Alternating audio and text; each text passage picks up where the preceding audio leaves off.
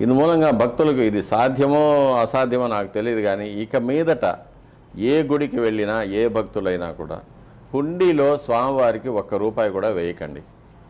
ఎందుకంటే తిరుమలలో కూడా స్వామివారికి ఒక రోజుకి 2.5 కోటి నుంచి 3 కోట్ల రూపాయల వరకు ఆదాయం వస్తుంది.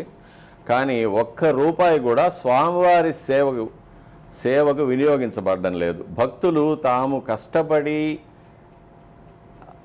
పొదుపు చేసి తెచ్చిన డబ్బులు ₹10, ₹50, ₹100, ₹1000 స్వామివారికి హుండీలో వేస్తుంటారు. ఎందుకంటే స్వామివారి సేవకు ఇది ఉపయోగపడుతుందని.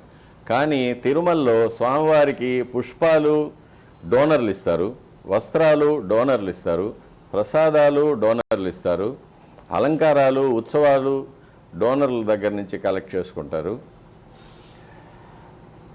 కానీ హుండీలో నుంచి ₹1 కూడా స్వామివారికి సేవకు అని వాడేదే లేదు. పచ్చకర్పూరం కస్తూరి కూడా స్వామివారికి డోనర్లు ఇస్తున్నారు.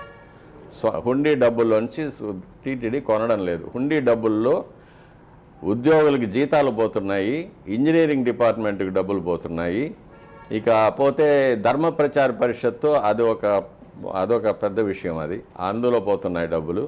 ఇకపోతే మిగిలిన కాంట్రాక్టుల కింద కాంట్రాక్టర్స్కి వెళ్ళిపోతున్నాయి. కానీ స్వామివారికి అని ₹1 కూడా ఖర్చు పెట్టబడడం లేదు. కాబట్టి భక్తులు ఎవ్వరూ హుండీలో ₹1 కూడా వేయకండి.